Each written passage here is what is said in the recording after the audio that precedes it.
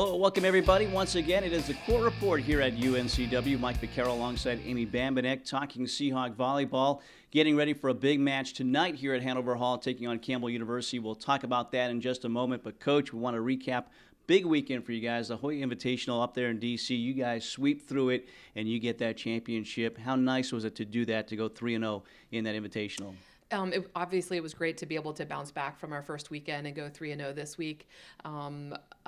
During practice, we focused a lot of our time on our offense, and it was nice to see that transfer into how well we played this past weekend. Yeah, Norfolk State and Penn, two big wins to start things. Your thoughts on your ladies, how they played, and some of the key players in those two wins? We were so efficient against Norfolk State and UPenn. We actually were able to play a lot of different players in those matches as well, and everybody hit really well, blocked really well, served well. It was just an all-around great performance. I already went back and watched the video because I was so proud of how we played and just how smooth and how in sync everybody played, no matter what kind of lineup we put in, especially against Norfolk State. We seemed to get better as the game progressed. We already started in the first set hitting a really high hitting percentage in both of those matches, but it kept getting better and better as we played, and that's exactly what you want from your team. So that led into Georgetown, another big win there. Kendall Bender, a big match for her. What'd you see from her this week's Defensive Player of the Week? Kendall specifically in the Georgetown match had just a different type of presence at the net.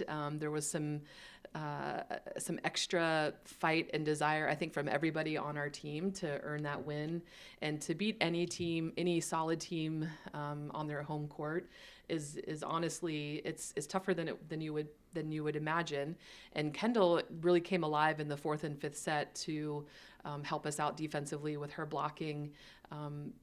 Georgetown is a very, very powerful team. They had some very strong attackers, and she was able to contain them a little bit and give our team an extra boost. I think blocking sometimes is the unsung hero of what can really motivate your team and change the momentum. Blocking has the ability to change the momentum of the match, and I think she really helped out with that in the fourth and fifth set against Georgetown. Yeah, record-setting performance for her now, junior season. Do you see her kind of coming into her own now and being a leader on this team? Absolutely. She had a tremendous sophomore year too. She kind of broke out into the season a little late and helped us offensively and defensively. And she's someone I think is still getting better. She's still kind of on that upward trajectory of what she's going to be able to accomplish during her time here as a Seahawk. And her counterpart in her class, Madison Peters, also was our kill leader against Georgetown with 15 kills. So that's our junior class right there, being able to come up big in some pressure moments. So I'm excited about their future, obviously this season, but also what they're going to be able to contribute their senior year as well. As we talked last week, you go to Colorado, you take on some really high-class programs there, and you wanted to see this team get better, and I think you thought they did. Did you see them then improve going into this tournament and the results that you had coming off of that as well? Absolutely. There was just an extra amount of focus and determination going into this weekend. I think the girls, after we've scouted and watched some video of some of the teams that we were going to be up against this weekend, I think they truly believed going into it that going 3-0 was possible, but they knew it was going to be a lot of hard work in order to get that type of outcome. But they held true to Seahawk volleyball in terms of having a balanced attack. Both Hallie Hunt and Maddie Klein did a tremendous job for us on the outside. They had such a high hitting percentage, something that we really need out of them for the remainder of the season. Just a great team performance this past weekend.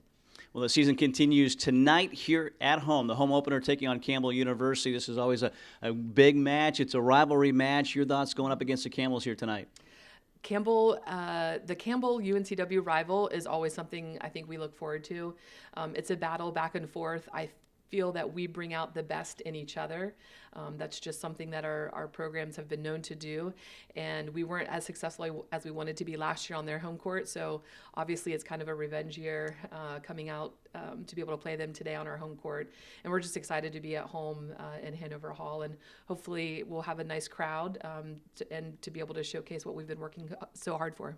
As we mentioned last week, free attendance now. Come out to the game tonight, 7 o'clock, UNCW Campbell University. And then this weekend, back on the road, Coach, going up to Charlottesville in the UVA tournament coming up. Your thoughts on that tournament and what it's going to take to get some victories there? I think it's going to be another tough weekend, just like the Georgetown weekend, where we've got some high-level competition that will ultimately prepare us for conference. And I'm excited to have 4 games this week for the girls to be able to grow and learn from.